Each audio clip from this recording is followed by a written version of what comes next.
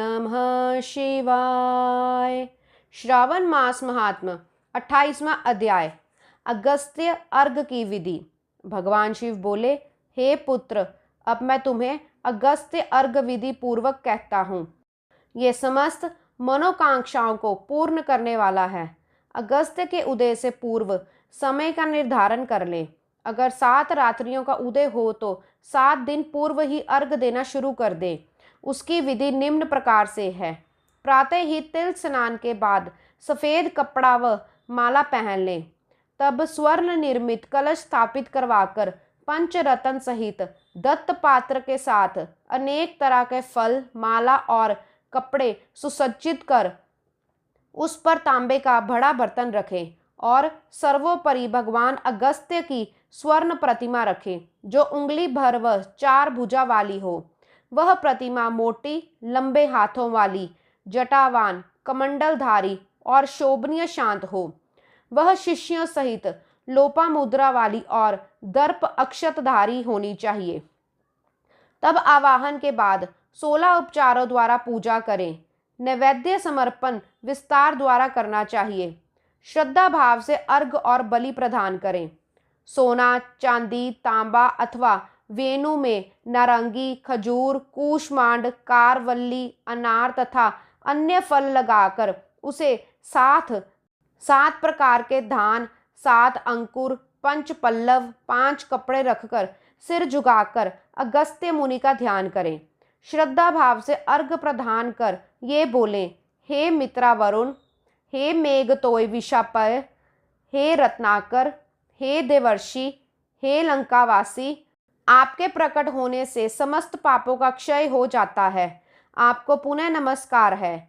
जिन्होंने प्रथम जल जंतु समुद्र का पान किया, ऐसे महामुनि को प्रणाम है।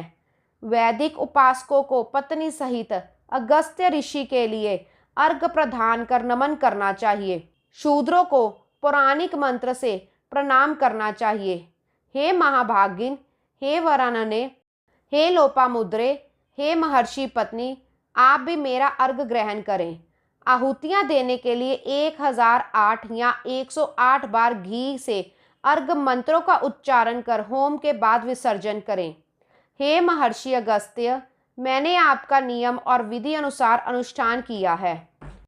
आप यहाँ आकर समस्त कार्य सिद्धियां करके ही जाएं। आप पूजनीय हैं, आप महान हैं। इस तरह प्रतिमा का विसर्जन करें अथवा ब्राह्मण को दान कर दें। वेद वेदांग के ज्ञाता, दरिद्र तथा कुटुंबी ब्राह्मण का सच्चे हृदय से सम्मान करना चाहिए। ऐसी भावना करें कि भगवान अगस्त्य इस दान को ग्रहण करेंगे, अतः अगस्त्य को प्रणाम है। मंत्रों द्वारा ब्राह्मण को दान करें। द्विज लोगों को वैदिक और शूद्रों को पौराणिक मंत्रों का उच्चारण करना चाहिए।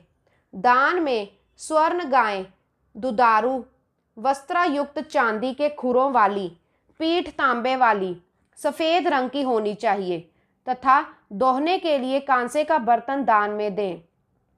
शिव बोले, हे सनत कुमार, अगस्त्य नक्षत्र से पहले 7वें रोज ही दक्षिणा के साथ साथ धेनु का दान करना चाहिए। इस तरह से निष्काम भाव 7 रात्रियों तक लगातार अर्घ दान देने से जन्म जन्मांतर के दुख और भय नष्ट हो जाते हैं। मनुष्य सकाम रूप से चक्रवर्ती सम्राट का पद पाता है। ब्राह्मण को 4 वेद और 6 शास्त्रों का अनायास ही संपूर्ण ज्ञान हो जाता है। क्षत्रिय अनंत और विशाल भूमंडल का स्वामी हो जाता है। उसे अतुल पशुधन भी प्राप्त होता है। शूद्र धनी और आरोग्य को प्राप्त करता है। स्त्री को पुत्र प्राप्ति और समृद्ध ग्रह मिलता है। अतः हे वत्स, इस सत्कार्य से विधवा को अति पुण्य मिलता है। कुंवारी कन्या को सुंदर वर और समृद्ध गृह प्राप्त होता है। दुखी प्राणियों को सुख मिलता है। जहाँ पर अगस्त्य अर्चना होता है, उस देश में अच्छी वर्षा होती है।